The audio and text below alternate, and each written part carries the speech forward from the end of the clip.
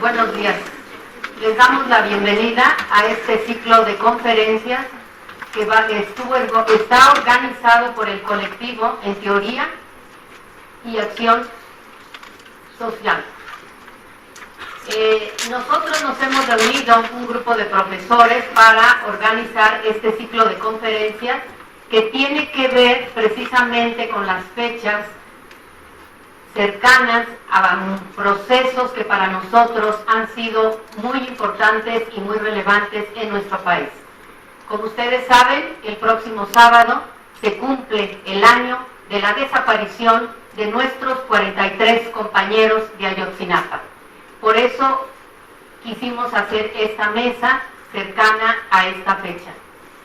Para dentro de 8 días, el 1 de octubre, vamos a hacer la siguiente mesa, y si ustedes recordarán, está cercano, al día siguiente se cumple un aniversario más de la matanza de Tlatelolco. Y nuestra última mesa redonda la haremos el 12 de noviembre, una fecha para nosotros cercana, no pudimos concertar otra fecha, del 20 de noviembre. Les agradecemos muchísimo el hecho de que estén aquí con nosotros en este ciclo de mesas redondas. Como el maestro Jesús les había comentado, vamos a empezar con unas palabras del propio profesor Jesús que nos platique y nos comente cómo se construyó este colectivo de profesores. Muchas gracias. Ahora sí ya sé informático. El asunto es, miren, creo que fue la propia movilización, había que reconocerle, y es un agradecimiento a ustedes, la propia movilización de ustedes, el interés de ustedes, la respuesta de movilización masiva, los actos inusitados después de más de una década en la facultad, de que no se movía ni se juntaban los estudiantes. El asunto de la participación de ustedes, una votación, por ahí guardo la memoria, a lo mejor los números fallan un poquito, pero eran como 1,400 estudiantes que votaron sí o no a la huelga, y más de 800 estudiantes estuvieron a favor, y voto por voto, como exigían. Eso es inusitado para nosotros. Y nos preguntábamos, sí, los estudiantes están muy movilizados, activos, los acompañábamos, los que tenemos una vocación de este tipo o pertenecimos alguna vez a un movimiento de otra naturaleza, pero dentro de esa sincronía. Y dijimos, ¿y nosotros qué? ¿Cuándo nos organizamos? Y bueno, este es el motivo y la razón por la cual un grupo de profesores muy diversos, no somos de social solamente, hay de educativa, hay de clínica, hay de psicofisiología, hay hasta compañeros de trabajo, aunque ustedes no lo crean. Y tenemos muchos compañeros adherentes, esto es, compañeros que no están con nosotros, que no van a las reuniones técnicamente, pero que jalan con nosotros. Bueno, en ese sentido decidimos construir un colectivo, después de mucho tiempo de estudio, porque además tenemos puntos de vista encontrados en algunas cosas, y compañeros no nos creen que somos amiguitos, todos. Entonces decidimos construir un colectivo de investigación en teoría y acción social, se llama CITAS, o sea, le pusimos citas para que se recuerde pronto. Y bueno, el asunto es, les damos la bienvenida, este es nuestro primer acto, nuestra primera presentación como CITAS, tenemos la pretensión también de construir un observador académico, de escribir un conjunto de documentos, de sacar información periódica y tenerla también digitalizada para que ustedes entren y vayan conociendo. O sea, estamos en la idea de construir una opción de discusión, una opción, otra mirada. Y no solamente de cara a los temas de protesta político, sino también a la academia. Tenemos un evento en ciernes que es la designación, digo designación porque no es elección, la designación del rector. Hoy queremos que no lo designen, pero bueno, vamos a ver cómo se pone ese asunto. Porque además, casualmente, hoy la Junta de Gobierno abre las puertas para que arranque la caballada. Entonces vamos a ver cómo se pone el asunto. Bueno, pues este es el primer evento de citas y esperamos que nos sigan en las próximas actividades que tenga citas. Coméntenselo, socialicen a los compañeros. Y bueno, somos un grupo de profesores que, preocupados por el entorno político, pero también preocupados e interesados por la academia. No todos producimos ni escribimos tanto como quisiéramos es una envidia, como el doctor Pablo Fernández, pero sí tenemos cosas, sí podemos decir más cosas, y la idea es crear un clima de discusión sobre temas tan importantes como es nuestra sociedad, lo que pasa, nuestra universidad, el currículum, nuestra facultad. Bueno, pues muchas gracias y por eso damos la entrada a que el doctor Pablo Fernández nos hable. Muchas gracias. La señorita Clase Café. Ella está muy amable. Hace café con mucho cuidado. Nosotros entretenemos ahí. Bueno, cuando uno va a las marchas o viene a las asambleas, de regreso, ya saben, regreso a la casa, se queda uno girando, preguntándose de qué se trata y ocurriéndosele cosas. Entonces parece ser que después de las asambleas y de las marchas lo que llegaba a mi casa era a ponerme a escribir, a ver puro palomazo, a ver qué se me ocurría, y lo que voy a leer es justo lo que escribí hace justo un año, llegando de las marchas y de las asambleas tal cual. Lo dividí en 2 asambleas y 2 marchas, pero más que en fin. No estoy muy seguro de si lo que voy a leer es una memoria, un homenaje o una pregunta. ¿Qué pasó? Parecía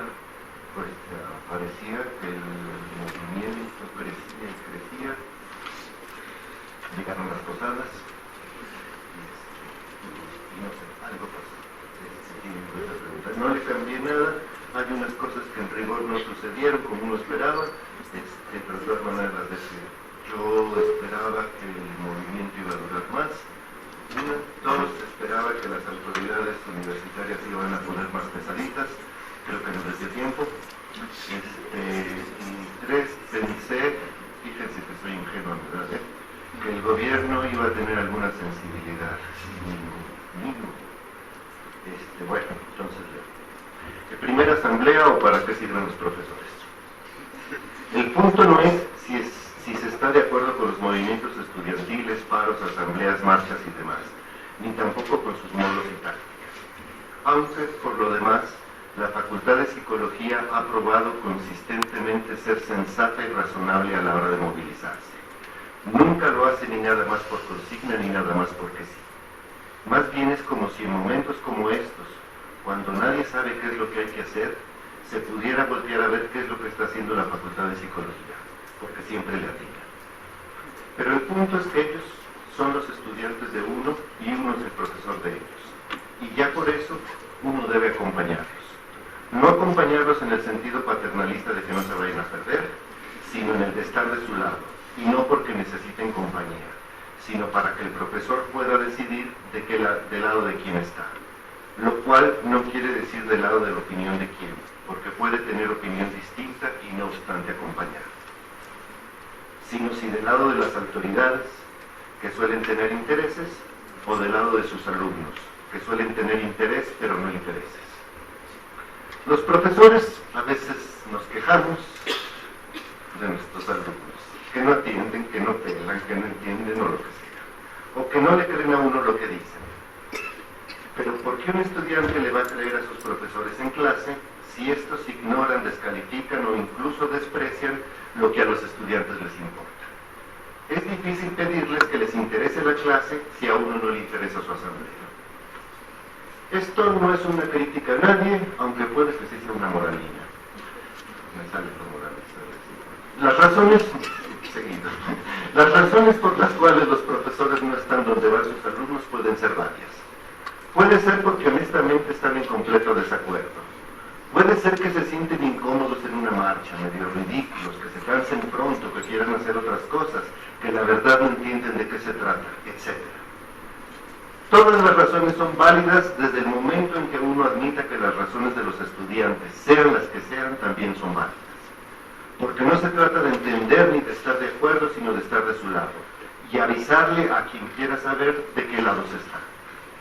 Y es que los alumnos no hacen la universidad, también está la investigación y la difusión, pero sí la salvan.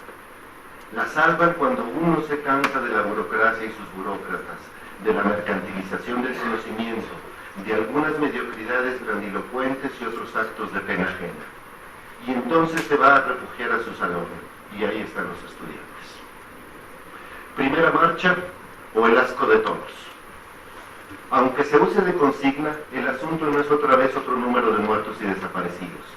En un país en donde en los últimos 10 años ha habido como 100.000 muertos, desde hace mucho que ya son bastantes. Este tema, los desaparecidos que están muertos pero que hay que seguir declarando vivos, es nada más el que prendió la mecha del horror y del disgusto.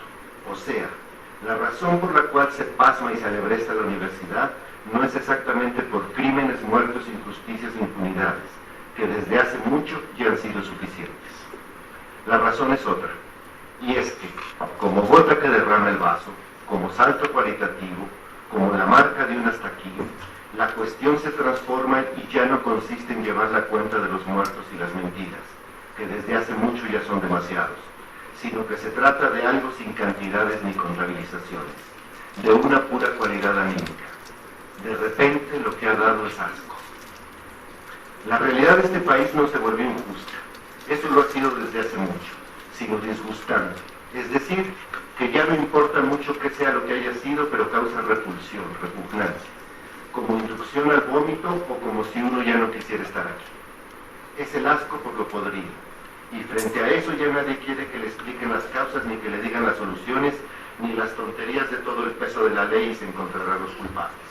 Porque esto que se hizo notorio en estos tiempos, si falta hiciera, si hace falta, es que aquí no hay una crisis económica, una ingobernabilidad política, un conflicto social, sino que lo que hay es putrefacción moral. Lo moral, lo ético, no tiene ni usa las explicaciones que dan los políticos ni los analistas. Porque el asco ya no quiere explicaciones, quiere vomitar. Perdón por la poca alegre metáfora que necesita Kleenex y jerga, pero eso es lo que se está haciendo cuando paran las facultades y se sale a marchar a las calles.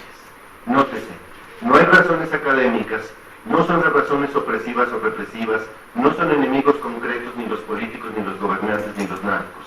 Es una razón de vísceras. No le salgan a los estudiantes con que ese no es su problema ni tiene que ver con ellos, ni le salgan con que no hay relación entre los muertos allá lejos y parar la facultad. Porque nótese también, las universidades, a pesar de tanto mercantilismo de la educación y de tanto neoliberalismo en PowerPoint, todavía parecen ser el lugar en donde está la conciencia de la sociedad, donde sus gentes, sus alumnos, todavía pueden efectivamente capacitarse para un trabajo, pero todavía son capaces de sentir repugnancia, de asquearse por cuestiones morales y sociales. A lo que salen a la calle es a que se enteren todos que la repugnancia ya les llegó a la garganta. Esos son los gritos que van del 1 al 43. Parece que solo los jóvenes universitarios pueden hacer esto. Para algo sirve la educación. Sorprendentemente, el año pasado, el Colmex, que no había marchado desde 1968, salió a marchar. Eso era ya inusitado. Creo que hasta la Universidad Panamericana estaba. Los cuatro le dan lo que pensar. Las autoridades universitarias no pueden no estar de acuerdo, si no, no serían universitarias ni serían autoridad de nada, porque la de una universidad es siempre una autoridad moral. Así que, en vez de ver estos movimientos como una alteración de las actividades de las que están encargadas de hacer que funcionen bien, se les podría, toda vez que no son solo funcionarios y administradores, sino también académicos, solicitar, recordar, proponer que se pongan del lado de sus estudiantes. No sería el primer rector que marche por la calle al lado de sus estudiantes, ni el primer director, ni el primer jefe de algo. Segunda marcha, o poder contra poder. A lo mejor este subtítulo, poder contra poder, sale de una canción de Mecano que se llama Mujer contra Mujer.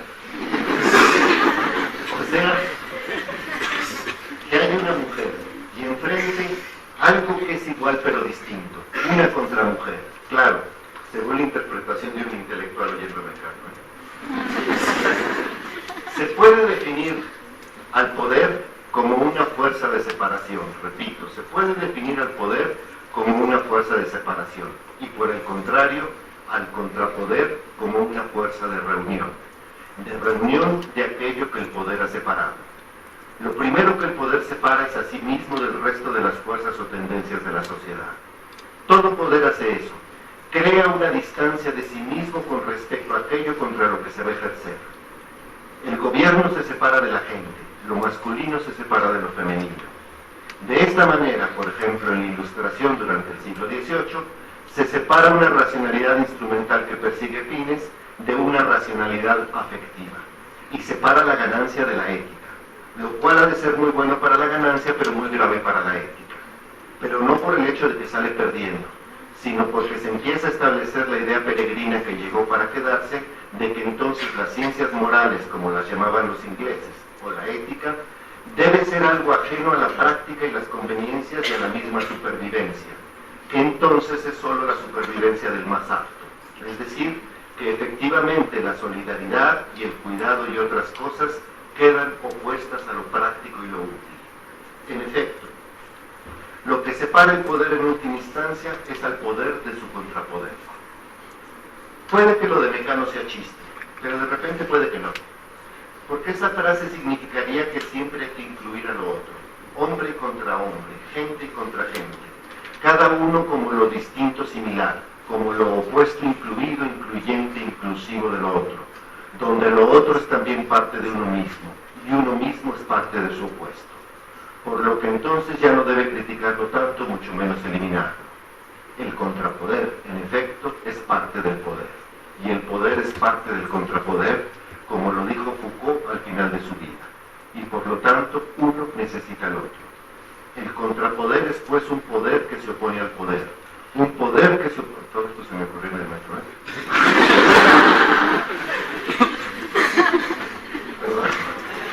El contrapoder es pues un poder que se opone al poder, un poder que se opone al poder pero lo tiene que incluir, porque si no lo incluye deja entonces de reunir cosas y las empieza a separar y se empieza a convertir en su propio enemigo. Esto es, que se empieza a volver el poder a secas, como le pasa un día sí y otro también a la izquierda cuando llega a tomar cualquier posición de autoridad. El contrapoder necesita el poder para no convertirse en él. Uno necesita a su enemigo para no convertirse en él. El poder y el contrapoder son mojigatos. Porque lo que quiere decir la palabra mojigato, cuando la encontré, lo que quiere decir la palabra mojigato es que hay un gato, y adentro otro gato encerrado que es su opuesto. Mojo, que viene del árabe español, significa gato, y gato significa gato. O sea que un mojigato por fuera es gato, callado, suavecito, meloso, hasta risueño, pero al mismo tiempo por dentro también es gato, o sea, traidor, ingrato, egoísta, insensible, desconocedor. El contrapoder es lo que reúne lo que el poder ha separado. Somos el 99% que también dijeron en nuestro nombre los que ocuparon Wall Street. Pero sobre todo, lo primero que tiene que reunir el contrapoder es a sí mismo, porque se encuentra fragmentado en una cantidad innúmera de opiniones, corrientes, sentimientos, envidias, pretensiones, radicalizaciones, rencores, etc. Que es lo que empezó a suceder a medida que el movimiento de 2014 se desarrollaba. Para fin de año aparecían grupos que quién sabe quién los llamó, individuos en esta facultad que ni se sabe de dónde venían, y se quieren meter los partidos y los sindicatos y las células y las sectas, y se empiezan a desmentir y a mentir los unos a los otros. Ya no quieren marchar juntos, unos quieren volverse líderes, otros quieren volverse orejas. Pero habría que evitar esto, porque cuando comienza a conjuntarse el contrapoder, no hay que desperdiciar la oportunidad, porque tal oportunidad es, como diría Machado, una especie de milagro de la primavera. Y no hay que resguardarse ni tomarlo con precaución, ni dejarlo para mañana, ni hacer gala de escepticismo, ni ponerse a pensar si será posible o no será, porque tantas contemplaciones pasman a los retoños de la primavera, como le sucedió a los árabes. Y al parecer, lo último que tiene que reunir el contrapoder es al poder mismo. Ya sabemos demasiado claramente qué es el poder. Este cada vez más ha sido visto haciendo añicos a la sociedad. Diríase básicamente que desde el siglo XVIII de manera más sistemática, despiadada en el siglo XIX, absurda en el XX, imbécil en el XXI. Pero el que importa es el contrapoder, que si cuya esencia es reunir lo que el poder ha separado, no puede, en su proceso de despliegue, efectuar separaciones. Siempre tiene que tener, hasta en sus detalles, una lógica de reunión, porque en el instante que no une, en ese mismo instante separa. En el momento en que no es contrapoder, se convierte ipso facto en su enemigo. En fin, la lógica de unión o reunión tiene que querer decir por lo menos dos cosas. Una, que no puede ejercitar ningún tipo, ni el mínimo de violencia. La palabra violencia como atracción significa en todos sus sentidos fragmentación, separación, rompimiento. Piénsese en cualquier acto de violencia y se verá que en efecto siempre se trata de separación. Y dos, lo más difícil, eso que hacía Gandhi o Mandela o Luther King, una especie de comprensión del adversario, de lo otro, de lo opuesto. Comprensión, por favor, no significa para nada justificación, sino que al que hay que conocer mejor que a todos es siempre al enemigo. Saber, adivinar, intuir qué se siente, qué se piensa hacer lo otro, no para justificarlo ni para perdonarlo, sino para disolverlo. En términos políticos o civiles, ha de significar oír al enemigo cuando quiere hablar, y el hecho de que quiera hablar quiere decir que el poder está dejando de serlo, porque está dejando de separarse. Chistosa que es la dialéctica, ¿verdad? Y se puede negociar con él en lo que sea negociable y conceder lo que sea concesionable. En todo caso, la situación de ahora, en donde el contrapoder se ha levantado, es muy precaria. Y por eso no hay que hacerse muchas ilusiones, o nada más hacerse una. La de que pase lo que pase, los que encarnan el contrapoder deben intentar todo el tiempo ser y preservarse como contrapoder. Cuidar seguir siendo contrapoder. Y no caer en la tentación o en el descuido de convertirse en poder. Eso es mejor que ganar, porque eso es volver a poner la ética en el lugar que le corresponde. Y segunda asamblea, u otra vez los profesores. Hay malos profesores. Y aquí escribí un párrafo que me voy a saltar en un momento. No voy a hacer mucho describiendo malos profesores. Me voy a saltar. Hay malos profesores. Bueno, dejándolos de lado, a cualquiera le consta que hay en esta facultad un buen número de profesores que profesan la profesión de estar presentes a sus alumnos, de diversas maneras. Los que preparan de ver a sus clases y enriquecen sus temarios y no faltan y califican con cuidado. Los que dirigen tesis, a veces con cariño, casi con sentido maternal, aquí pensé Pati de bueno, no sé por qué. Los que asesoran a sus alumnos en lo que se vaya presentando, en sus ideas y en sus proyectos, y los escuchan en sus cuitas y les dan su opinión y hasta su consejo. Los que intervienen en las actualizaciones de los planes de estudio de las materias, buscando la mejor bibliografía que no necesariamente es la más reciente. Los que se van a andar en bici con ellos como Huidobro. Los que se sientan en ese lugar que a falta de un nombre más correcto pero más decepcionante se puede llamar cafetería, las mesitas pues. Listos y atentos para quien quiera platicar con ellos. Las que coordinan las mesas como Blanquita. Pero asimismo, una de las tantas formas de estar presentes con los alumnos es estar en las asambleas y en las marchas cuando haya. Habrá a quien le suene raro, pero si el deber de un profesor es estar presente con sus alumnos, una manera de cumplir con el deber es estar ahí. Habrá a quienes estos profesores les parezcan grillos o baquetones, pero no, simplemente están cumpliendo con su deber. Y como ya se dijo al principio, eso de estar de acuerdo o en desacuerdo es secundario, y además el acuerdo y el desacuerdo se complementan, porque uno puede opinar a título personal que los alumnos tienen la razón de fondo aunque no la tengan de superficie. Tal vez porque los profesores ya solo tienen la razón de superficie, aunque ya no tengan la razón de fondo. Muchas gracias.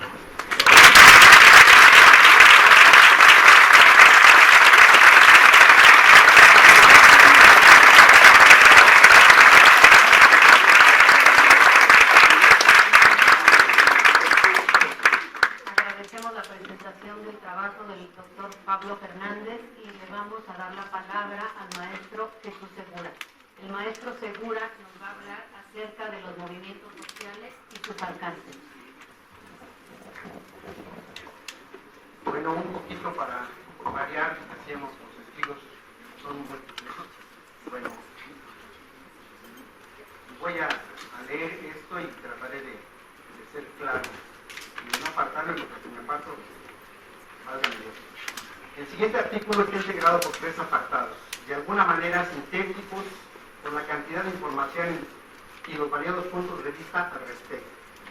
Trato de hacer un resumen muy apretado de las caracterizaciones de los movimientos sociales, los nuevos movimientos y las tendencias de evolución que han tenido hasta la fecha, así como algunas propuestas que permiten observar sus logros y limitaciones.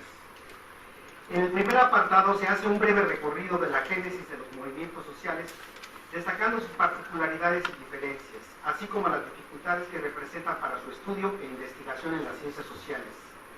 En el segundo apartado, se describe a los nuevos movimientos sociales y las diferencias de fondo y contenido con los viejos movimientos sociales.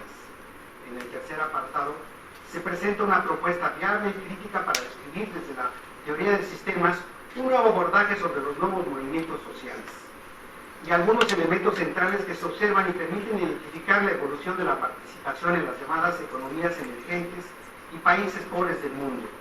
También ahí se hace una síntesis acerca de la participación social y un arriesgado balance de los logros y limitaciones sobre la temática de la participación para destacar los aspectos más importantes y reivindicables de las aspiraciones de cambio. Número 1. Antecedentes históricos de los movimientos sociales. Podemos afirmar que las primeras acciones consistentes de movilización social que se llevan a cabo al despuntar el siglo XVI y su difusión e influencia se logra gracias a la imprenta en Europa Occidental.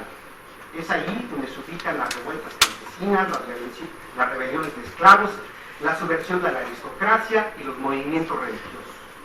No así la protesta social. Los movimientos sociales que se consideran como específicamente, es decir, como un fenómeno del siglo XIX. Las primeras descripciones sobre ellos surgen en Europa, iluminados por la fuerza y el imaginario de transformación revolucionario socialista.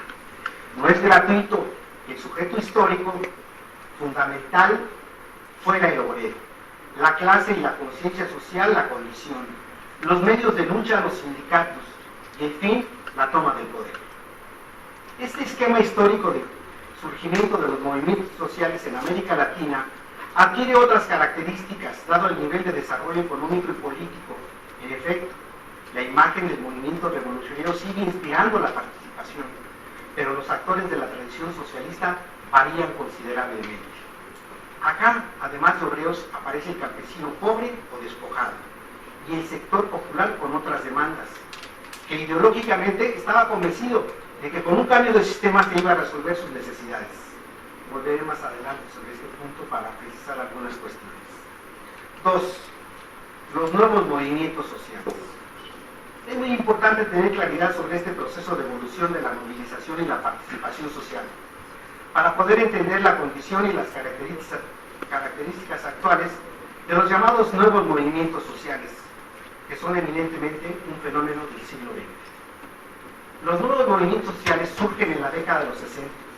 En términos generales, sus teóricos señalan que se originan por las crisis económicas, políticas y organizacionales de la sociedad, aunque precisan: 1. que son nuevas formas de expresión de lucha; 2. son productos de los efectos negativos del industrialismo; 3. transforman los valores sociales y de esta manera responden a nuevas demandas; 4. se asientan en la autorrealización individual, la libertad, la pérdida de sentido, la pluralidad, la búsqueda de identidad, los valores y la reivindicación de los derechos. Hay un conjunto amplio de teorías que, por la precisión que demandan y la brevedad del tiempo, no es posible tratar aquí. Sin embargo, mencionaré algunos de los relevantes, por lo menos 2 de los sociólogos más representativos que trataron de explicar y definir el surgimiento de este tipo de movimientos. Me refiero a Alberto Melucci y a Alain Touré, ya que de alguna manera ellos fueron los primeros autores que abordaron el tema en la década de los 60.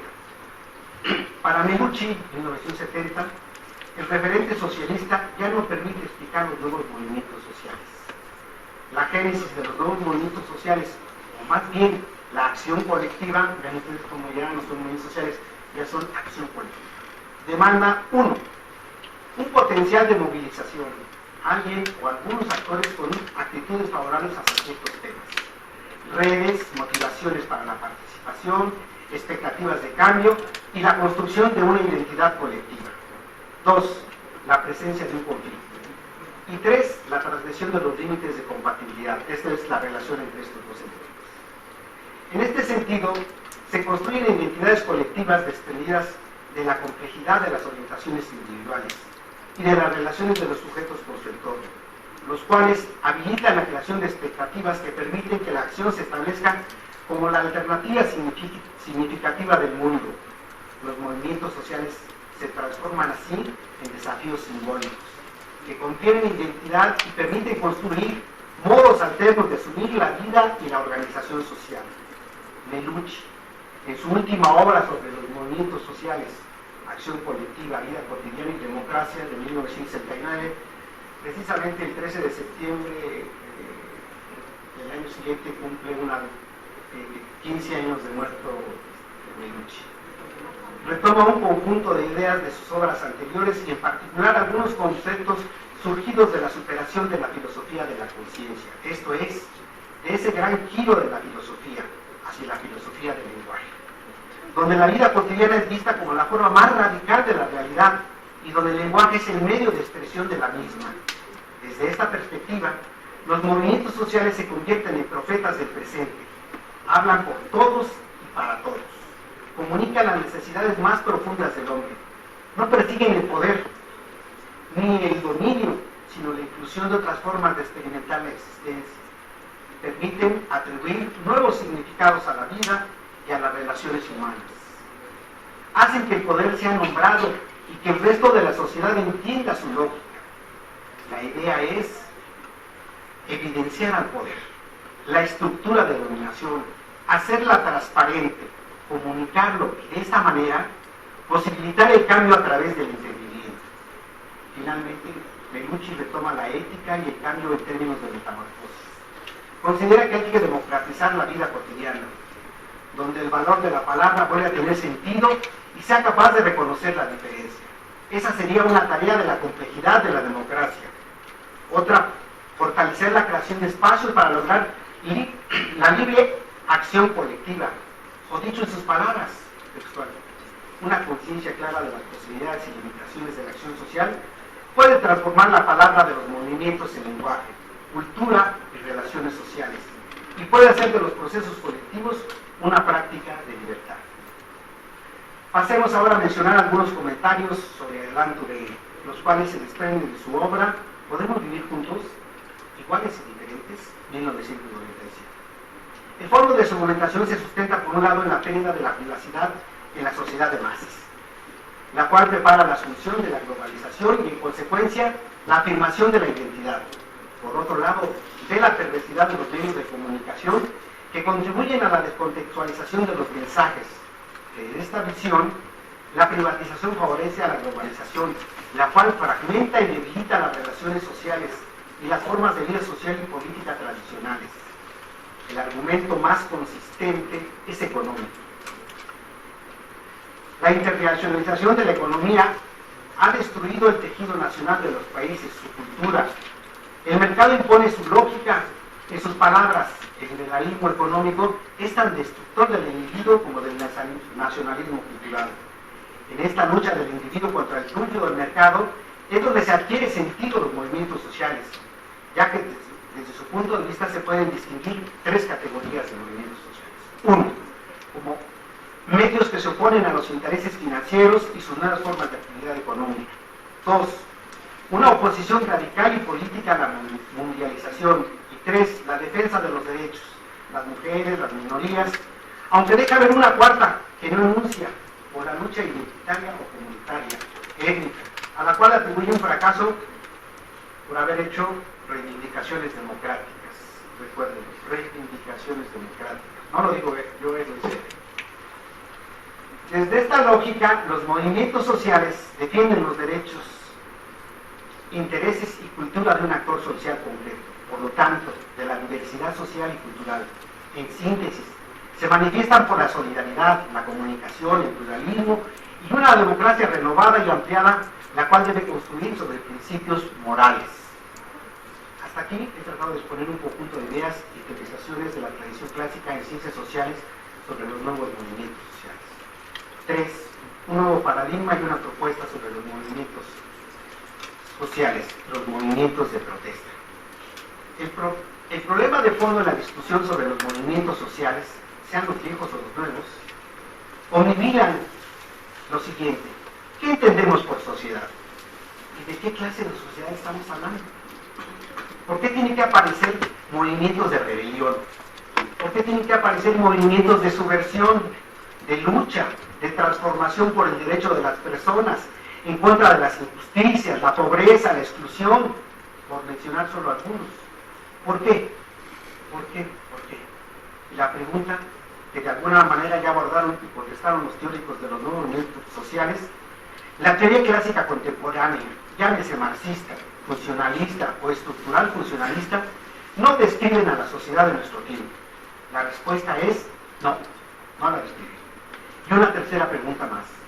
¿Le corresponde a la teoría, en nuestro caso social, explicar nítidamente la realidad y sobre todo constituirse en la profeta de la sociedad del futuro, como el positivismo, o como el marxismo, o con cualquier otra religión? Obviamente, no digo que el marxismo es religión, obviamente, no tengo la respuesta a esas dos preguntas. Tengo una, y es la que comunico a ustedes. Quiere decir que hay más. Además, la respuesta es en el ámbito de una teoría. Estamos hablando de teoría. Y en efecto, Lenin tenía razón. La teoría es gris, pero es el árbol verde de la vida. Pero aquí en la UNAM hacemos teoría. Y el mundo de la vida, nuestros métodos y técnicas se encargan de desmentirnos o reconocernos como aceptados alguna vez. Vuelvo a repetir, extremadamente sintético en lo que sí, por el espacio y el tiempo. Seré categórico. La sociedad es un sistema. Está hecha de comunicaciones, no de personas. La comunicación es un elemento eminentemente social que permite que la sociedad autorreferencialmente se reproduzca y funcione. La comunicación es un evento episódico, vacío, sin sentido, donde los sistemas psicológicos que procesan conciencia cargan con lenguaje y otras formas de comunicación, gestos, posturas, indumentaria, onomatopeyas, movimientos, a la comunicación. De eso cargamos a la comunicación. De suyo, tiene que entenderse que la comunicación es anterior al ser humano. No es un invento nuestro. Todos los animales se comunican. Bueno, hasta nuestro sistema biológico. Y sus células se comunican. Ah, pero no hablan, ¿eh? Pues habría que ver qué dicen los sociobiólogos. Me siguen en eso. Claro está, hasta que se demuestre lo contrario. Por eso afirmamos que la comunicación es anterior al ser humano. Por esto bien podemos afirmar que el sentido o el significado es prelingüístico. El gran invento humano es el lenguaje. Hoy sabemos que el lenguaje en la especie humana es tardío, pero eso no obstaba para que nos comunicáramos. Siguiendo a Huizinga, podemos decir que aprendimos primero a silbar, a tararear sonidos, a hacer sonidos rítmicos antes de hablar. ¿Y qué decir de la escritura? Primero rayamos, garabateamos y hasta pintábamos. Las pinturas rupestres son un testimonio. Lo importante dentro de esta pregunta es, ¿cómo fue posible el orden en la sociedad o cómo es posible el orden en la sociedad? Ya que para el poder, los movimientos sociales de protesta alteran el orden. Y en efecto, de eso se trata. De romper la aparente armonía de la sociedad, de generar reflexión, cuestionamiento, crítica, de que en realidad nos comunicamos. No de que hablamos y hablamos creyendo que nos comunicamos. Sin entendimiento, los mensajes y lo que se intenta informar no es comunicación. Hay soliloquios, narraciones, donde cada quien selecciona y entiende lo que quiere. A partir de esta perspectiva teórica podemos observar más rigurosamente a ese fenómeno complejo llamado movimientos sociales. No se niega ni se excluye su semántica, no se opta por hablar, sino que se opta por hablar de movimientos de protesta, donde podamos identificar que el medio de operar es la protesta y los temas el contenido. Esta binaridad, que parece simple pero es compleja, describe su modus operandi. Ayer, los presos políticos, mejor salario, la democracia sindical, alto a la represión, la desaparición del cuerpo de granaderos, castigo a los culpables, la disolución del artículo 145 y 145 bis, eran las demandas del movimiento 68, de la constitución política, etcétera, etcétera. La forma de protesta callejera y toda la riqueza semántica y comportamental que ustedes puedan imaginar. Hoy, la ecología, hoy es la ecología, el género, los derechos humanos y todo tipo, la libertad, el sujeto, los valores, la diversidad y todos los que quieran considerar. Ya no se trata de cambiar el mundo, el sistema, de asumir el poder, no. Se trata de protestar, de exigir que el poder cumpla con sus funciones, de que vigile, ordene, castigue a los corruptos, que solucione los problemas, que acabe con la pobreza, que incremente la matrícula para estudiar, que garantice que cree más empleos, etcétera, etcétera, etcétera. A primera vista parecería que estoy banalizando sus prácticas. No, compañeros. Solo describo las demandas que realizan. Pero ojo, eso tiene efectos. Claro, el subsistema político en su evolución y complejidad se ha distanciado del mundo de la vida de las poblaciones. Es incapaz de visualizar y de prever las necesidades, y si acaso las ve, no le interesa. A los movimientos de protesta, sí. Tienen la sensibilidad a flor de piel, y tampoco requieren de los análisis profundos, reflexivos y sesudos de coyuntura. Claro, que no son despreciables, no los desprecien, de ninguna manera, pero su lógica es otra. Partir de los actos y los hechos, y luego problematizar, y luego reflexionar, y luego teorizar, identificar la génesis de sus frases, de sus héroes, de sus logros, de sus luchas, de sus fracasos, de cómo fue el movimiento, de cómo creció, de cómo se sintieron. La vida afectiva de la que el compañero Pablo habla bastante acerca de ello. Los movimientos de protesta son polifuncionales, diría Hegel. Participa quien quiere, cuánto y cuando quiere. No demandan solo una identidad, ni adscripción de clase, ni nivel de conciencia profundo, no. Solo sensibilidad, sensatez mínima y pensar que las cosas pueden ser y hacerse mejores. La protesta forma parte de su identidad. Los movimientos de protesta también son el espacio de socialización política, de aprendizaje, de generación de conciencia crítica. Son el entorno de la política, son los observadores del subsistema político. Comunican al sistema político que los estamos observando y que la sociedad también. En este sentido, los movimientos de protesta comunican temas, o si quieren también problemas, crisis, que ningún otro subsistema de la sociedad ve. Y no solo porque el entorno sea más complejo, sino porque no son transparentes. De esta manera, los movimientos de protesta emplazan e introducen con cierta regularidad temas en la agenda política. Claro, retardadamente, como la participación minoritaria, logra cambiar cosas. Quizá no como lo hubieran deseado y no en el mejor momento, pero la huella perdura y ese es su triunfo. Nosotros posibilitamos la generación, yo soy de la cola del 68, posibilitamos la reforma política, que se hablara de democracia, que se hablaran en otras instituciones, que se hicieran inclusiones de otras cuestiones, que se derogaran artículos de la Constitución. Claro, no fue en el momento cuando lo pedimos, pero se hizo. Ciertamente, los movimientos de protesta son frágiles, temporales, paradójicamente no pueden ser reducidos a una forma de organización. Eso sería lo ideal. Pero no puede ser. Desde esta perspectiva, los movimientos de protesta son terriblemente, como todos y cada uno de ustedes, autorreferenciales. Esto es, desde dentro empiezan a operar. Claro, necesariamente observan el entorno, pero finalmente su reproducción y operación es desde ellos mismos. Esto habría que tenerlo muy en cuenta. Echa por tierra las teorías del complot, el sospechosismo y la imagen de títeres manejados desde afuera. por la mano negra subversiva y los intereses ocultos.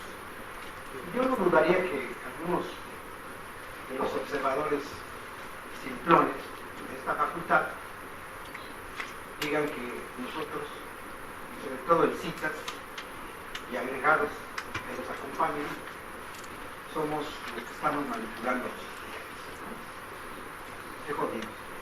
El asunto es, nosotros reflexionamos y nos fijamos gracias a la enseñanza, gracias a las necesidades de ustedes. Nosotros decidimos, como dice Pablo, ustedes. No hay un proyecto, no hay sujeto histórico. La teoría difusa no puede ofertar paraísos, ni el fin de la historia, ni de la religión y las creencias, ni el triunfo solo de la ciencia, ni una sociedad igualitaria, o la abolición del Estado, o como diría el buen Mapesolino, no podemos desentendernos, ni se pueden desaparecer las cosas eternas de la vida: la sociedad, el poder y el amor. Y finalmente, estoy convencido que la acción, y claro, la comunicación que la incluye en los movimientos sociales de protesta, puede estimular la construcción de una nueva y viable utopía, de un nuevo imaginario. Lo necesitamos, nos urge. Gracias.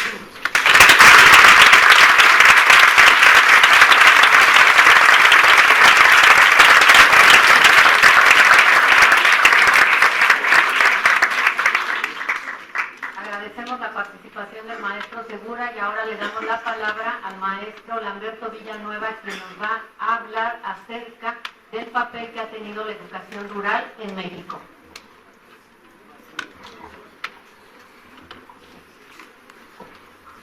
Gracias, nuestra mente. En realidad, le cambié el título al documento que yo escribí, y se llama Vasconcelos, las normales y UNAM, ellos, los otros y nosotros mismos. Revisar los acontecimientos de septiembre 26 de 2014 acontecidos en la ciudad de Iguala, Guerrero, es rescatar no solo tal suceso en sí, sino desmontar y reconstruir una serie de eventos aparentemente disasociados que históricamente van conformando el tiempo, espacio y acciones que se manifiestan en esa fecha, y que en ese tiempo del que habla Mark Bloch es en donde sucede la toma de conciencia. En ese sentido, lo que aquí se pretende ofrecer es justamente la posibilidad de buscar algunas razones sobre el porqué de dichos acontecimientos y mostrar que como universitarios, la gran mayoría no estamos tan lejos en tiempo, espacio y significados históricos de los reprimidos, encarcelados, secuestrados, asesinados y agraviados de Ayotzinapa, Iguala, Guerrero, Tamaulipas, Chihuahua, Michoacán, DF y el resto de los lugares en donde cotidianamente suceden hechos en contra de la inconformidad social. Por supuesto, no aspiro a suplantar a los especialistas en el campo de la historia, pero sí reclamo el espacio universitario para exponer la interpretación de estos sucesos en un ámbito amplio que ofrezca puntos de partida, preguntas y motivaciones para solidarizarnos con todos aquellos que han sido heridos en su dignidad, para asumirnos y unirnos en una gran indignación que pueda llevar a un cambio en el estado de cosas. El inicio, ellos.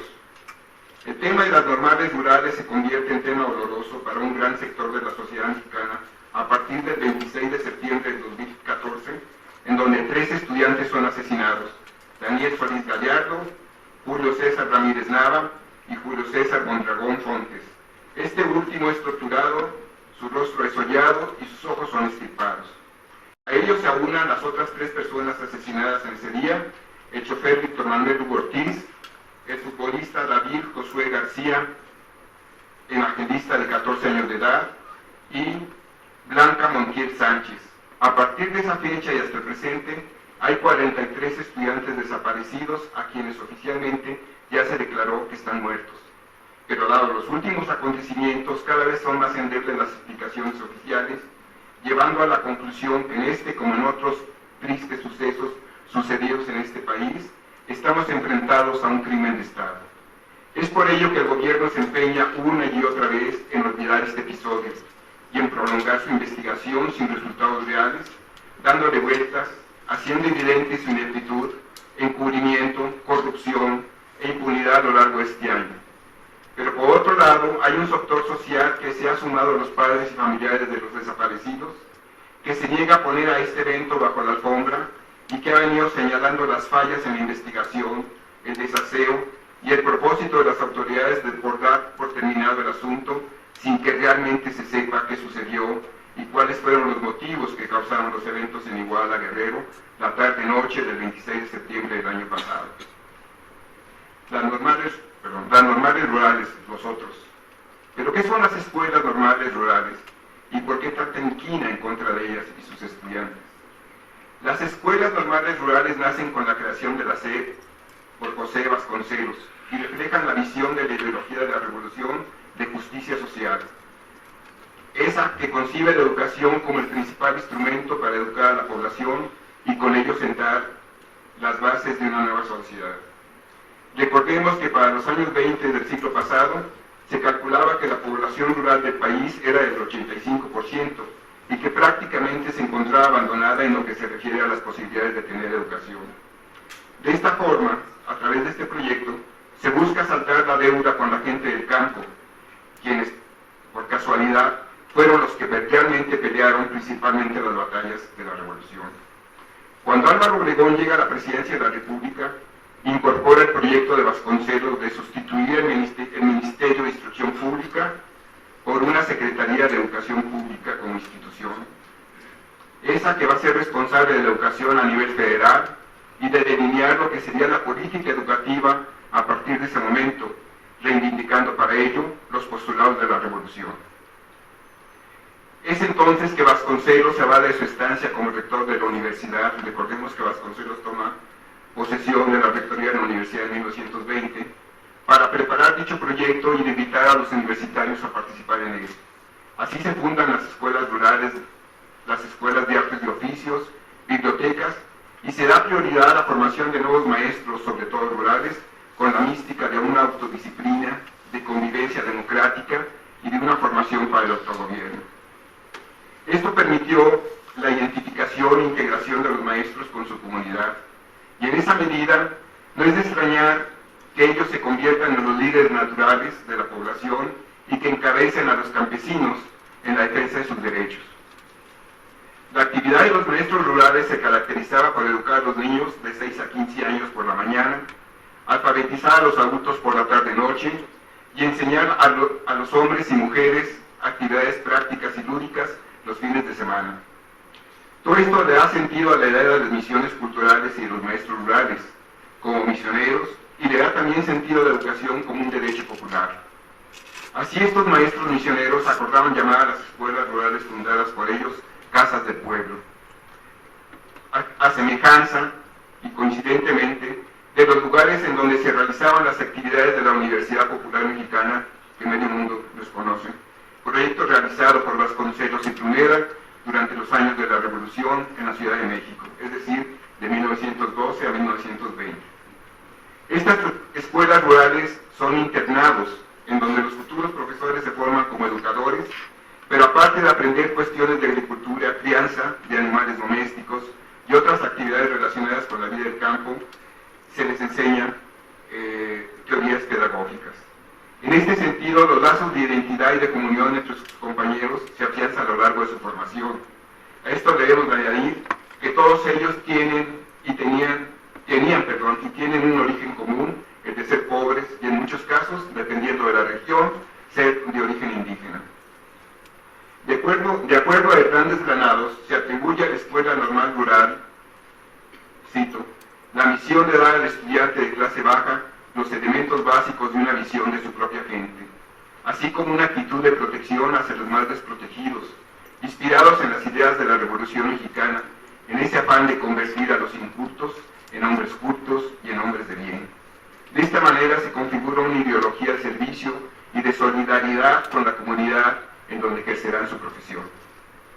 Las escuelas rurales tienen su apogeo durante el periodo de Lázaro Cárdenas, tiempo en que otro prestigiado universitario, Narciso Bassols, revitaliza el proyecto de la educación rural de Vasconcelos bajo la óptica de la educación socialista que se quiso implantar durante ese periodo. En este sentido, se capacita al futuro maestro en técnicas agrícolas y didáctica para que su labor repercutiera más allá del aula y apoyara el mejoramiento de la vida de los campesinos y su familia. Es durante estos años que se forma la Federación de Estudiantes Campesinos y Socialistas de México, la FEX, organización que aún prevalece y que ha servido para mantener la organización y la cohesión de los normalistas rurales.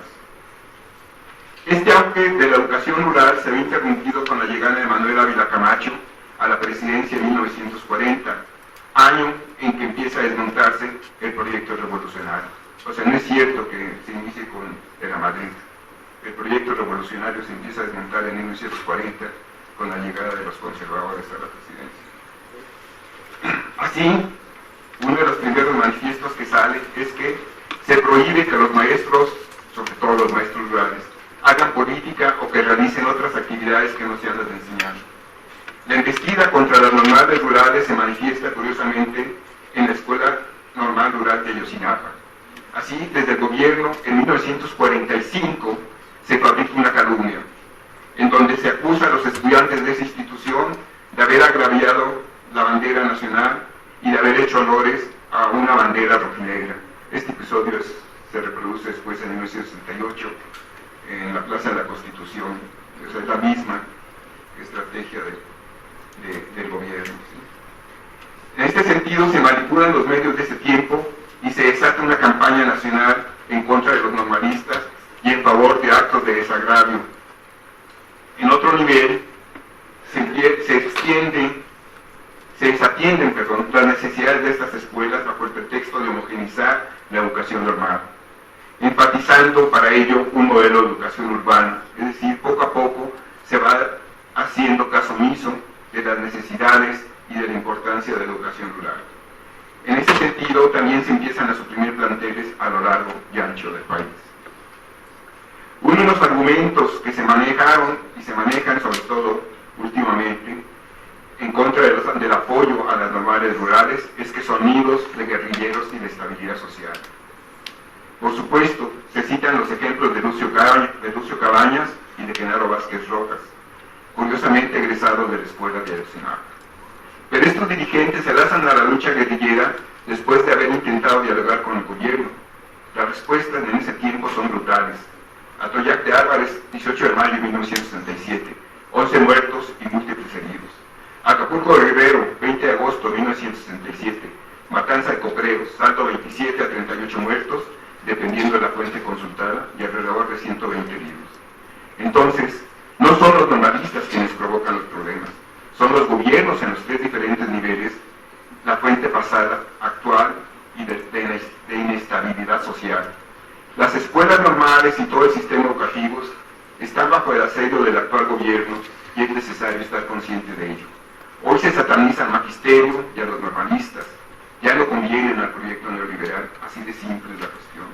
Lo que se inició en 1940 desemboca en las acciones realizadas por el Estado el 26 y 27 de septiembre de 2014 y las que siguen, o las que han seguido después de la fecha. Nosotros. Así, cuando se observa el pasado de nuestra institución, es difícil no reconocer cuán unidos está la actual UNAM y las normales, en especial las normales rurales.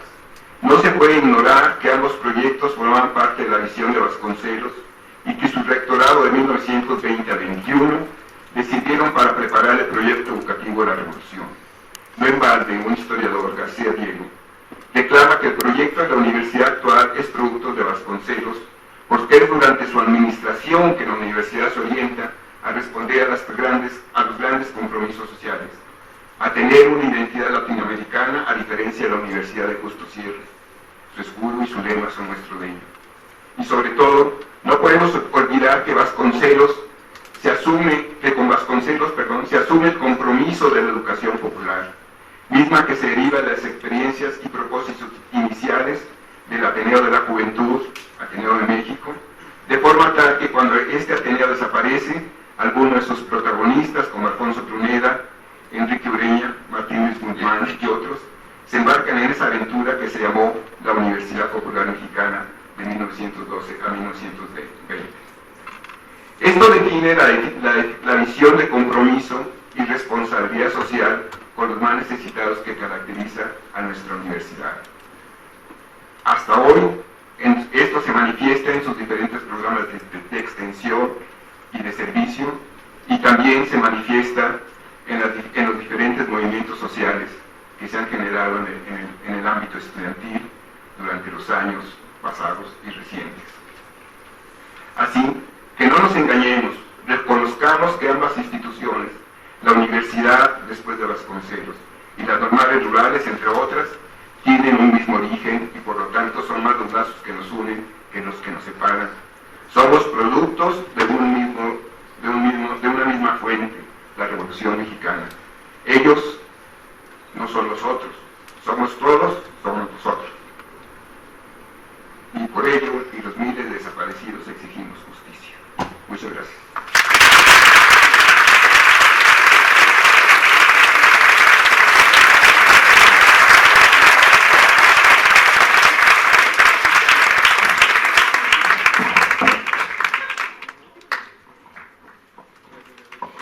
Agradecemos la participación del maestro Lamberto y ahora ustedes tienen la palabra. Nos gustaría mucho que participaran. Si tienen una pregunta en concreto para alguno de los ponentes o para la mesa en general. Sí les pedimos que participen de manera más concreta, que no sea tan larga, para que tengan oportunidad más compañeros. Haremos una ronda de preguntas y intentaremos responderlas.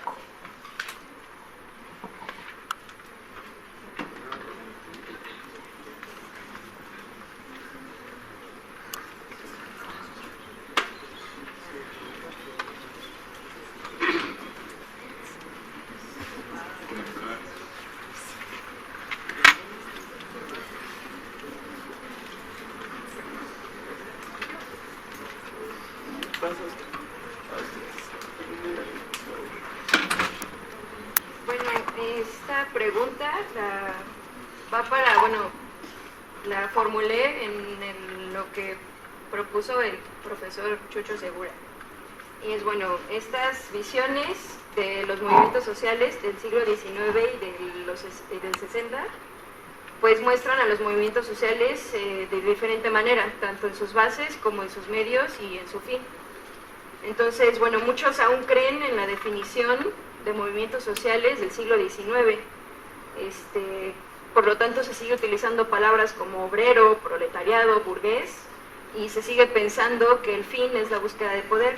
Y pues asimismo están todavía estas nuevas definiciones de movimientos, en donde pues ahora son como más de protesta, más de pues quiero hacer notar que estoy inconforme, de que están pidiendo una sensibilización, una inclusión de significados.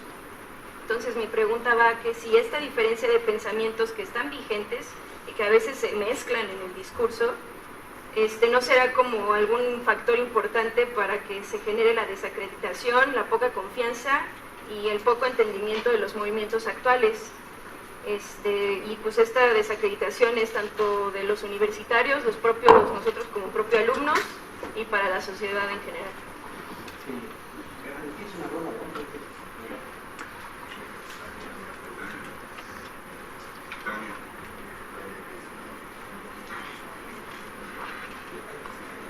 Tenemos varias preguntas para que sea pregunta después. Yo más bien quería un poco para la reflexión.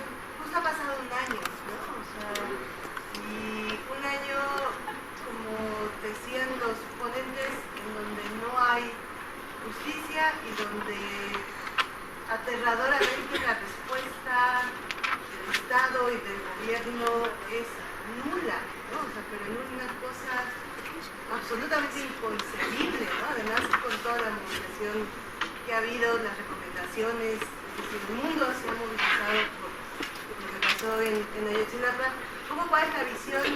Y lo dividiría como en dos sentidos, ¿no? O sea, por un lado, de la sociedad, qué significado, ¿no? Desde sus perspectivas de los tres en la mesa, en la sociedad este año, ¿no? Y lo que significa.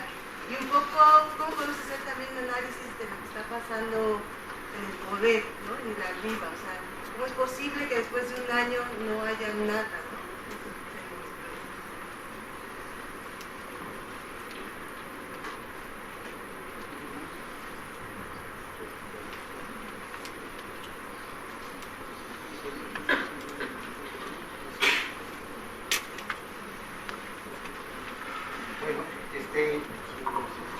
animan un poquitín. En efecto tiene... perdón, adelante. Gracias. Iván. Gracias. Mi pregunta va en el sentido de cómo pasar de esta fase de expectancia, de alegoría, de espectáculo, de moda, de visceralidad, que genere el interés dentro de la masa, para ya conjuntar intereses. Porque los intereses, para que se conformen, de acuerdo a lo que te entendí, Pablo, es el entendimiento, el conocimiento, de poder aprender, en ver la perspectiva del otro sin querer modificarla, sin querer justificarla, simplemente conocerla. Pero en este sentido el ejercicio resulta difícil, porque al momento en el que yo intento comprender al otro, inherentemente hay aspectos que asumo del otro, que empiezo a modificar del otro. Y cuando yo decía va a ser rojo, termina siendo naranja e inclusive a veces hasta morado. Esa es una pregunta que creo que se subdivide por sí misma. ¿Cómo pasar de esta noción ya más grande de colectividad? Porque lamentablemente el movimiento como tal, desde dentro de psicología, se está extinguiendo, se está muriendo, se nos está apagando. En este sentido, porque no hemos logrado pasar de esta fase de espectáculo y se ha aislado, se ha caído en el estigma, en la mitificación, en el prejuicio de aquellos estudiantes que por diversas razones han buscado agruparse. Y este círculo que nosotros en un momento lo planteamos y estas actividades que nosotros también estamos tratando de organizar alimentan eso, el espectáculo, la trama, el academicismo, el querer mantenerse todavía en una perspectiva individual y no querer conjuntar al otro. Hemos buscado al arte como un medio para poder romper esa monotonía, pero no nos ha funcionado. Pareciera que el arte únicamente se concluye en una foto que pongo en Facebook con hashtag. ¿Cómo poder generar entonces el sentido de colectividad? ¿Cómo poder entonces generar el sentido de conjunción dentro de los grupos estudiantiles? ¿Cómo poder pasar de la noción de interés, de tener interés, a generar los intereses sin que se diluyan y que se mantengan en una esencia? ¿Cómo poder trabajar con el otro cuando el otro ni siquiera me está haciendo caso y cuando el otro me tiene en una abulia, en una ignominia, en un olvido total? Porque ya ni siquiera es rechazo, ya es no me importa. Acá adelante hay una y luego ya.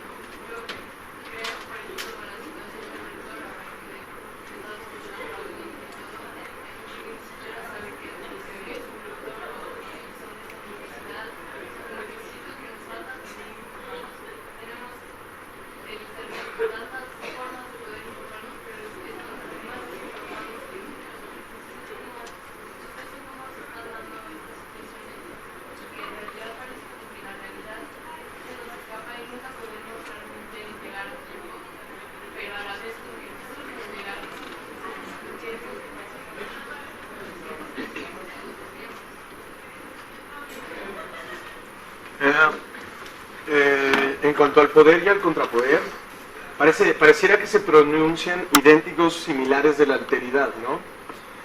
Y yo me pregunto, ¿en dónde queda la contracultura si es que la génesis yace dentro de eso que es idéntico entre los dos? Lo que permite el discurso entre ellos dos, ahí se da la génesis de la contracultura. Entonces yo me pregunto, ¿hacia dónde va? Si esa es la opción, ¿qué otra cosa alterno hay a ello?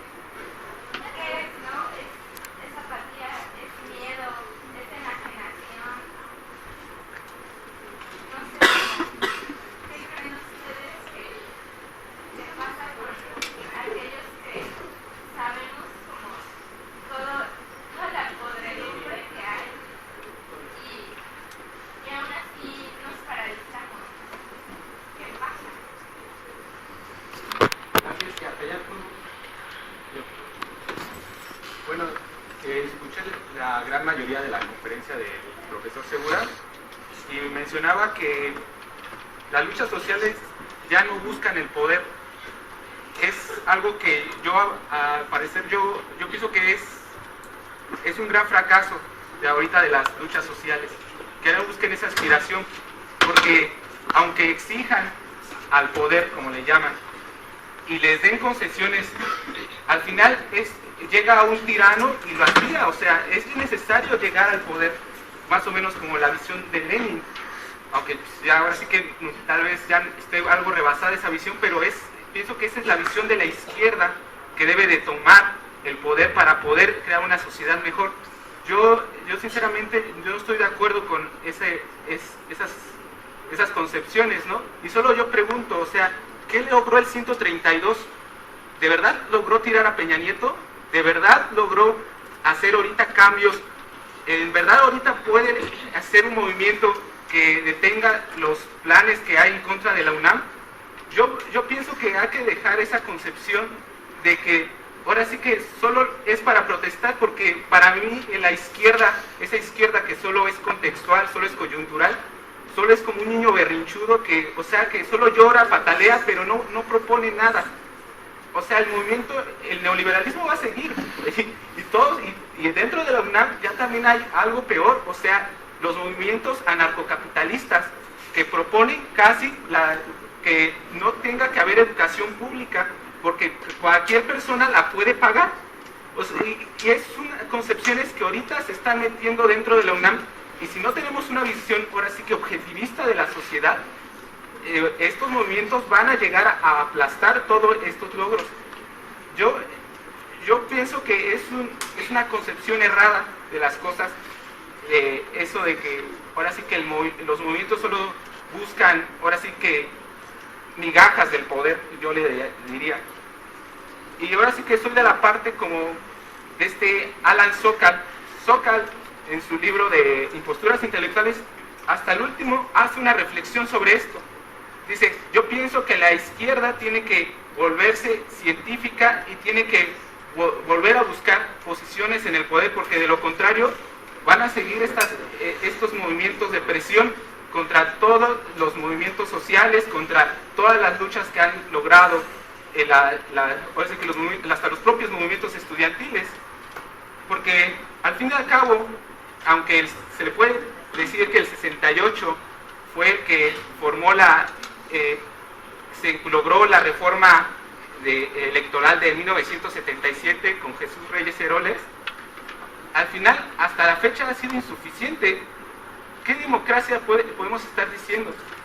O sea, ¿de verdad podemos estar hablando de democracia? Por eso es necesario organizar, que haya un partido político de izquierda que pueda dar un programa y llegar al poder y empezar a cambiar las cosas. De lo contrario, yo sinceramente, yo no creo que vaya a pasar nada más.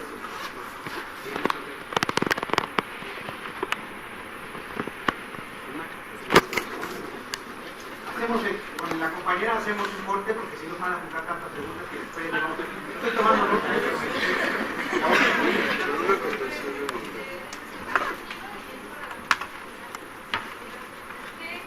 ¿Qué hace diferente el cine? En México hay miles de desaparecidos y que se suprimen los nombres, ¿no? O sea, se quedan en México. Pero ¿por qué el cine no lo trata? Yo sé que es un tipo de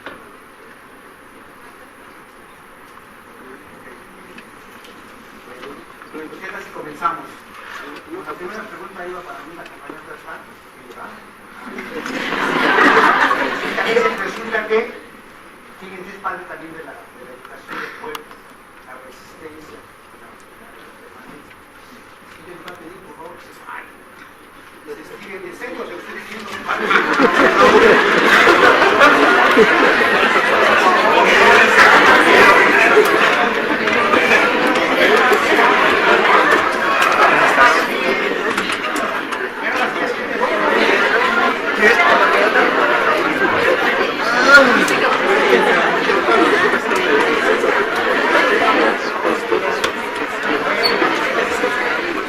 Bueno, vamos a comenzar. Mire, yo creo que la compañera tiene toda la razón. Yo dije que era importante diferenciar los viejos movimientos de los nuevos movimientos. Es importante tenerlo claro. Obviamente tenemos todavía, y también lo dije en una parte del escrito, todavía el imaginario socialista está iluminando esta práctica. Pero tenemos que tener conciencia de dónde estamos y qué estamos haciendo. Tenemos que hacer evaluaciones y tenemos que percatarnos de que esto es así. Obviamente que el Estado, sus voceros y las diversas instituciones se encargan de difundir y de propalar un conjunto de rumores acerca de volvieron nuevamente a salir los revoltosos. Nuevamente están en contra de esto. Lo que sacan sistemática y periódicamente en la televisión, pues usted sabe, los medios de información, no de comunicación, son medios de información, salvo que alguien hable con ellos. Bueno, pues uno de la televisión, uno escucha los noticieros, pero no puedo decirles, eso no es cierto, yo estoy aquí, y no somos 3, somos 1000. No podemos, no hay posibilidad de comunicación, son medios de información. Estos medios de información son los principales descriptores hoy de la sociedad. Son el primer elemento con el cual establecemos formas de enlace comunicativo. Son los primeros. Y entonces ellos se encargan particularmente de achicar de alguna manera, digamos, la vertiente más objetiva y más crítica acerca de lo que sucede, de cualquier conflicto. Esa es parte de su tarea. Pueden descontextualizar, pueden manejar tiempos, pueden hacer un conjunto de cosas.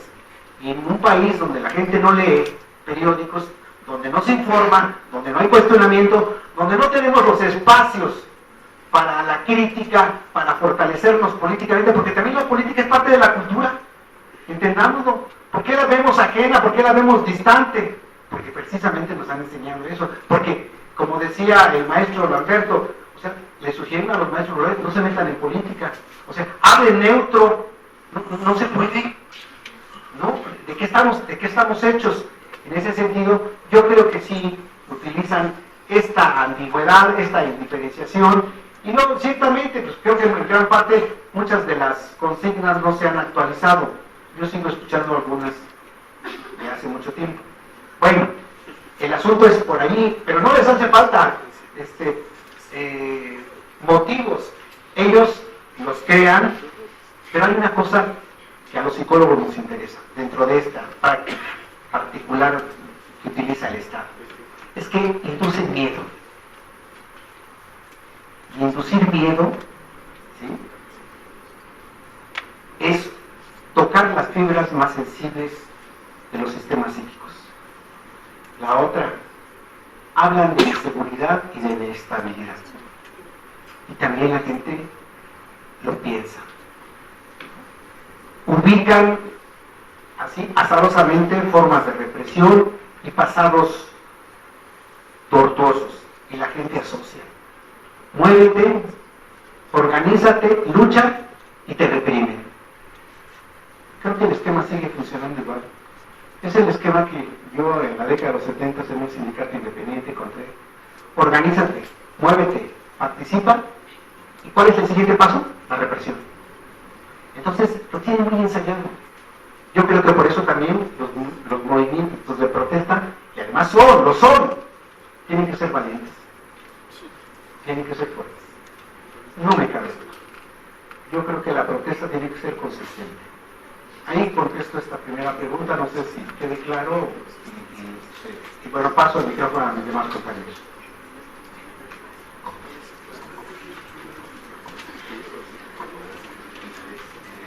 Bueno, voy a responder, ya no sé ni cuál ni de quién, pero a mí sí me impresionó, me sorprendió la rapidez con que se difuminó, se esfumó el movimiento. Verdaderamente estaban asustados aquí ya, en la dirección y compañía, entonces quería decir que iba bien. Entonces, sí me impresionó con la rapidez con la que se resolvió.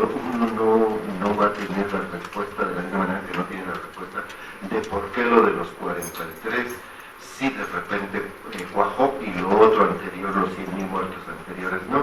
A mí me da la impresión que no tiene que ver con multifactores, es decir, no es explicable con multifactores, sino habría que explicarlo por una lógica no cuantitativa ni no causal, más o menos. En arte lo explican bastante bonito, hablan de transformación cualitativa. Llega un momento cuando un pintor sabe que el cuadro está terminado, en un momento que sintió quién sabe qué. Sí, pero una pincelada antes no existía eso, y de repente aparece. Creo que el enamoramiento debe ser algo por el estilo. Y una de las tantas posibles intentos de comprensión que uno tiene respecto a por qué se disolvió, me da la impresión que hay una diferencia, por ejemplo, muy grande con respecto a la huelga de 99 aquí. Creo que esas diferencias son la existencia o no de redes sociales. Cuando había, pienso en hace 15 años antes de que existieran las redes sociales, cuando había que organizar una marcha o cualquier cosa más o menos de ese tamaño, lo que hacían los estudiantes era pasar a salonear la entrada, ¿no? Más o menos, lo cual es organizarse, etc. Después ir a pegar papelitos por el metro, por los postes, etc., lo cual implicaba una cantidad de trabajo, de dejar de entrar a clases, de dedicarse a eso, de dejar de ver a otra gente y todo lo que uno quiera. Es decir, tomaba mucho tiempo organizar una marcha o cualquier otra cosa.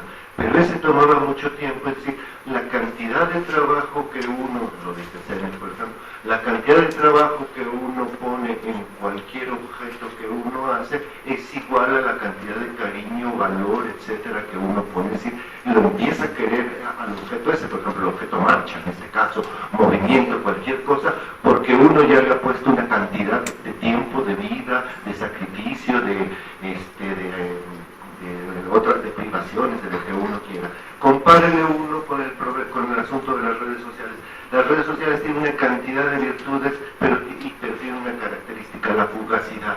Es decir, uno puede en 15 segundos enterarse de que hay marcha, en 15 segundos mandar ahí el Twitter de que hay marcha, y en otros 15 segundos, o en los mismos 15 segundos, decidir que va a ir porque no tiene nada que hacer el sábado de la tarde. Pero así como decide uno ir a la marcha, unirse al movimiento, así igual decide ir al antro el viernes a chelear. Es decir, o cambiar, o ir al cine, o etcétera. Es decir, todo baja al valor de la fugacidad, y al nivel de la fugacidad, al valor de que nada costó trabajo, y por lo tanto puede ser desechado, transformado, cambiado por otra cosa. Hoy puede ser las cervezas, ahí en Paseo de las Facultades, mañana. Hoy puede ser eso, pero para el sábado puede ser otra cosa, y para el domingo puede ser cualquier otra cosa. Es decir, se van igualando, uniformizando en términos de valores, y entonces no hay nada. A mí con el movimiento del 132 fue cuando le empieza a entrar la sorpresa. Parecía que la cosa se ponía interesantísima más o menos, y de repente también empieza a ser. Creo que a mí me da la impresión que eso, la fugacidad de las redes sociales es la fugacidad de la sociedad, la fugacidad del pensamiento y la fugacidad de las pasiones, si uno quiere, las ilusiones.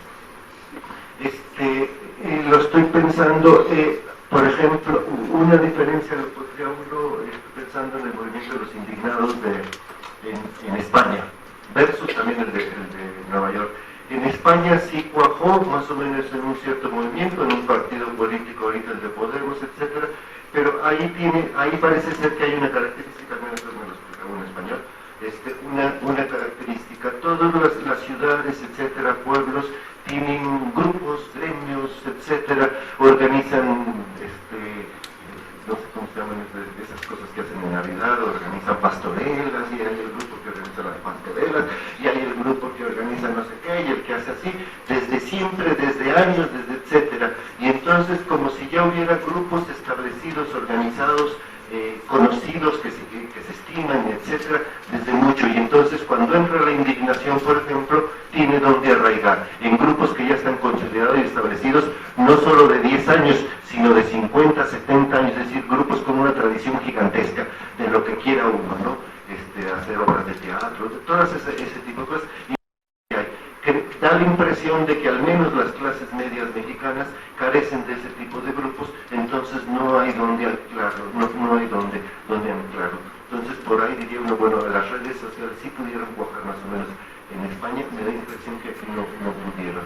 Y para alguien que preguntó algo por ahí por el estilo, uno que me parece una cosa, un problema interesante o algo muy interesante, es el caso del EZLN, en donde logra mantenerse más allá del movimiento, más allá de la protesta, más allá de la efervescencia, de la pasión, etcétera, logra mantenerse, logra instituirse, para no decir institucionalizarse, y logra conservarse. Creo que como lo hace eso, como lo hizo el EZLN, habría que pensar cómo lo está haciendo. Estoy tomando la tesis de bueno, ahí me quedo. Y parece ser que el PRI puede moverse sin necesidad de legitimación en este país. Yo quisiera tratar de comentar la pregunta que hacía la compañera de aquí de frente, de qué es lo que hace diferente a Sinapa, y especular un poco con ello. En el 2012 hay 2 estudiantes muertos en la Policía Federal mata a 2 estudiantes de Ayotzinapa y se arma digamos, parte de ubiquémoslo como un antecedente, ¿sí? Pero yo creo que una de las cosas que es más importante a lo mejor para este evento a considerar es que la inconformidad de los familiares es cobijada por un gran sector de la sociedad civil, y eso marca una diferencia muy grande, ¿sí?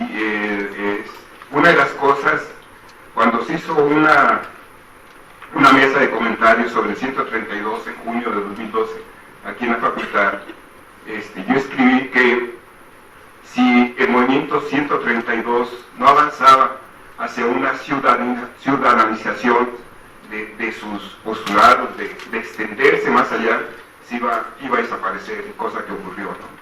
Yo creo que esa es una de las cosas que ahorita Pablo señalaba y que son muy importantes, es decir, cuando antes no había esta facilidad de comunicación, los que éramos estudiantes en el 68, pues participábamos en diferentes actividades, hacer volantes en stencil, carteles, ir a hacer asambleas a los mercados, a las escuelas, a los lugares de la colonia o de la comunidad donde se juntaba la gente. Es decir, hacíamos mini mítines en el tranvía que corría aquí por Revolución, nos subíamos a los autobuses.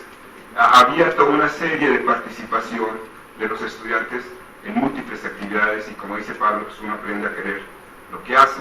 Yo creo que también eso es muy importante, o sea, debe existir el compromiso, ¿sí? Y la identificación con lo que uno hace, y estar convencido que independientemente de las posibles consecuencias, pues es un riesgo que en un momento dado uno debe asumir, ¿sí? Y esa es una de las cosas que yo creo que marca la diferencia con el de Ayotzinapa. Y habría que agregarle que, desafortunadamente para el gobierno, cuando se empieza a hacer excavaciones en la zona de los alrededores de Iguala, empiezan a descubrirse fosas con restos que no necesariamente pertenecían a los estudiantes, ¿sí? Y entonces la gente empieza realmente a horrorizarse de la cantidad de fosas y la cantidad de restos humanos que se van encontrando, que aparentemente a nadie le preocupaba, mucho menos al gobierno, por supuesto, solo aquellos familiares de los desaparecidos, ¿sí? Pero que por ese momento, que por causas típicas de lo que sucede a nuestro alrededor, permanecían incógnitos, ¿no? Yo creo que una de las cosas también que es importante del porqué de Ayotzinapa persiste es que hay una identidad de las gentes que desaparecen, y que además son muchos, ¿sí? Tienen nombre, tienen apellido, ¿sí?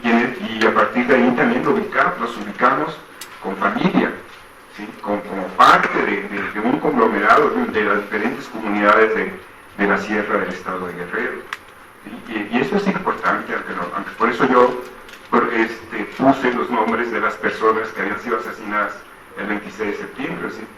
Para reivindicar que tienen nombre, o sea, que no son agentes ajenos o gente desconocidas, como dicen los gringos, un John Doe, ¿verdad? Sino que son gente que tiene nombre y que tuvieron y tienen una presencia, y que en ese sentido los familiares y esa sociedad civil que está acompañando a los familiares reivindica todas las noches, por ejemplo, en Twitter, ¿sí? Hacen pase de lista de todos ellos. ¿Sí? Yo no sé si ustedes han entrado, ¿sí? Lo maneja Epigmenio Ibarra, que es productor de cine y de novelas, ¿sí? Pero hace un pase de lista y mucha gente se suma y retuitea todo eso.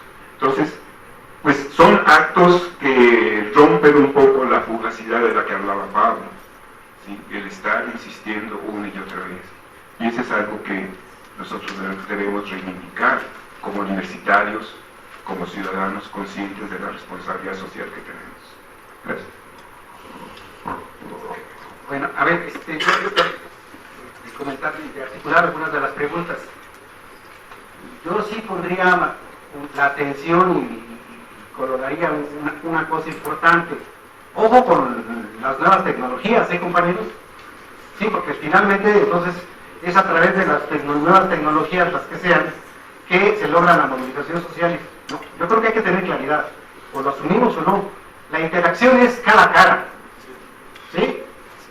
Lo otro es interactividad, si no pregúntenle al doctor Rafael Luna. Lo otro es interactividad, ya se nos puede platicar. La interactividad. Entonces, la interactividad hace improbable el proceso de comunicación. En otras palabras, los medios de masas no comunican. Asumámoslo. Da por sentado un conjunto de cosas. No quiere decir que no haya posibilidad de que yo actúe o haga un conjunto de cosas. En efecto, pero yo soy el que estoy seleccionando, yo soy el que estoy entendiendo a los medios y sé con quién me estoy relacionando. Pero no es a partir de los medios que podemos explicar esto. Sería muy delicado que lo viéramos. Ni siquiera el problema del levantamiento y la insurrección que hubo en Oriente lo podríamos explicar. O sea que en el momento en que un personaje se incinera públicamente, es el momento de que se genera la protesta. No, esa fue la gota que derramó el vaso de la represión, el autoritarismo, como el 68. O sea, ustedes no conocieron eso, ustedes no vivieron ese mundo. Pero aquí, después de las 10 de la noche, iban a los restaurantes, a los centros y metían, sacaban y cargaban con la gente, correteaban a los indígenas en toda la ciudad para que no se pusieran, apeaban a la ciudad, ¿sí? Y golpeaban a cualquier gente y no había posibilidad de protestar absolutamente nada. Esto fue un país diferente. Yo no estoy diciendo que lo tienen muy bueno y que se conformen, no se conformen, pero les tocó un país diferente, ¿no? Bueno, yo creo una cosa importante, en el caso de los movimientos que se mantienen, es que yo creo que tienen claridad, siguiendo con la lógica de la teoría de sistemas, tienen claridad sobre el tema que van utilizando. tienen que tener claridad sobre la capacidad generalizadora y permanente y estable del tema. Y a partir de ese tema, ¿sí?, irlo conectando con otros subtemas, cosa que no pudo hacer el 132. Se centralizó en algo particular, generó una protesta muy fuerte, tensó al Estado indiscutiblemente, pero nuevamente Televisa abrió las puertas para que hoy uno de los integrantes participara, y de esa manera se legitima aún el propio sistema. ¿Sí? Porque, ok, decía que yo no sacaba toda la información, bueno, pues aquí está otro de ustedes, y ahora dice lo que quiere. ¿Cuál es el problema? Gana el sistema, no pierde. Entonces hay que tener cuidado con respecto a eso. Yo creo que es muy importante conservar los temas de la protesta. Ciertamente no es lo único. En el fondo, yo lo decía el último, requerimos un nuevo imaginario, compañeros. Requerimos una nueva utopía. Y ojo, no estoy hablando de idealismo. De hecho, bajo ciertas condiciones en Europa, cuando no se podía hablar de política, algunas gentes empezaban a hablar de literatura y empezaban a hablar acerca de autoritarismo, de una sociedad más libre, de una sociedad con un gobierno con balances, y empezaban a visualizar una sociedad diferente. Y eso son elementos que contribuyen a la emergencia de otro tipo de sociedad.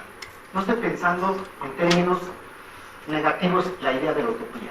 O sea, la productividad de la imaginación, la creación de nuevos imaginarios.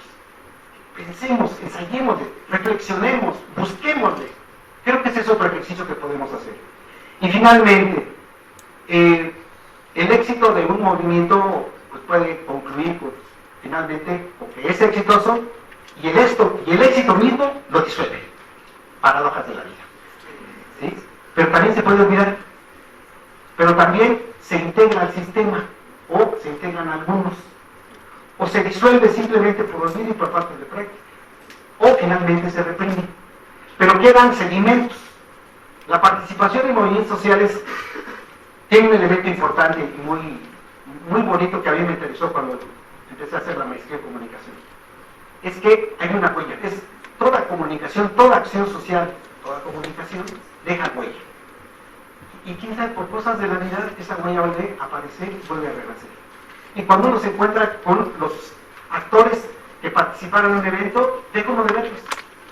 Pero, pasado el tiempo, y vale que es mucho tiempo, a veces 10, 15 años, una década, los encuentra uno y son los nuevos dirigentes. Los encuentra uno y son Y dices, qué interesante, ¿no? Sigue. ¿Cómo? Así casi captarlos como mensajeros de la sociedad.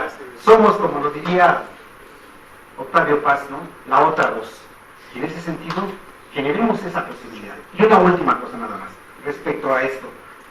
Si el éxito se da, en el caso de Ayotzinapa, la diferencia, yo creo que está exactamente porque parte de los sectores de la sociedad retoman este punto. Les hace sentido. Invitan a la sociedad y se integran. La idea de tocar el miedo como un elemento digamos, muy propio de la condición humana, y la idea también de tocar los valores, eso irrita y sensibiliza rápidamente a la sociedad. Está en el ámbito de la vida emocional de las personas, y es cercana, y se puede oler, se puede sentir y se puede compartir. Pero, en concreto, con respecto al Ejército Zapatista de Liberación Nacional, que inicialmente, si ustedes se acuerdan, comenzó con un posicionamiento socialista y pedía y exigía la renuncia de Salinas de Gortari. Fue un poquito de calor del Estado, esto es agresión fuerte, violencia, represión, y bajaron la guardia y cambiaron las cosas y empezó a hacer este asunto. Pero ¿qué fue lo que mantuvo al ejército? Ustedes pueden decir, Marcos, ¿no? La característica de Marcos, ¿cómo dicen ustedes? El carisma de Marcos. A lo mejor sí ahí sí hay carisma. El carisma es un don divino, ojo. El carisma, eso lo da Dios. Y parece ser que sí, en el caso de Marcos sí había Dios. Está el imaginario detrás de él. Bueno, eso lo dejo. Pero, además, utilizaba toda esta sensibilidad, toda la información afectiva, y lo que escribía era muy sensible a la moral, muy sensible a los valores, muy sensible a lo cotidiano. y además reivindicaba algo que en el fondo la mayoría de los mexicanos negamos. Somos parte indígena, parte indígena. Ese descubrimiento caló profundo. Bueno, pero no es posible solamente por el carisma de Marcos. No, aquí hubo grupos de intelectuales que apostaron a favor sistemáticamente del ejército zapatista. La manifestación que se hizo para que no siguieran bombardeando los que salimos en blanco venía, se planteó desde el Ángel de la Independencia al Zócalo. Ya había, y el Zócalo estaba a reventar, y toda la marcha no salía del Ángel de la Independencia y iba más atrás. O sea, el Estado le calculó el agua a los camotes, dijo, ¿seguimos o pasa aquí otra cosa más grave? Y tuvieron que bajarle. Creo que no se explican las cosas a veces tan sincronamente. El ejercicio, la participación, los intelectuales, la organización de amas de casa, de familias, de monjas, de diferentes sectores, fue tan sensible que eso evitó que lo siguieran reprimiendo. Pero también favoreció la difusión para cuando después vinieron. Y de hecho el poder, claro, ahí excepto los panistas, en particular Diego Fernández Ceballos, que les dijo, yo sí acepto que vengan a la Cámara, pero quítense el calcetín. O sea, este personaje sui generis, conservador hasta las chanclas, pues decía, no pueden ocupar la Cámara de Diputados. En el sentido estricto, si este país fuera un país democrático, un país de leyes, no lo hubieran podido ocupar. Pero como no lo somos, sí lo ocuparon. Pero también la ocuparon, dieron su palabra y no pasó nada. No los pelaron. Finalmente los engañaron y no les aceptaron su propuesta. Y ahí estamos. Ahora, ¿tienen una organización? Sí, pero ojo, la organización de alguna manera anquilosa hace inflexible la posibilidad de la protesta social. No quiero decir ni estoy en contra de la organización, no. De hecho, y va la respuesta para el compañero, la diferencia sería con un partido, claro, con un programa, con un proyecto organizado, un partido consistente que diga por dónde va el asunto. Creo que en el fondo algunos de los partidos que están hoy lo están reflexionando y se están dando cuenta que no pueden seguir jugando a la política, que tienen que hacer un programa serio para poder mantenerse y no desaparecer y poder en realidad ofrecer una propuesta. Yo creo que el fondo es una nueva utopía.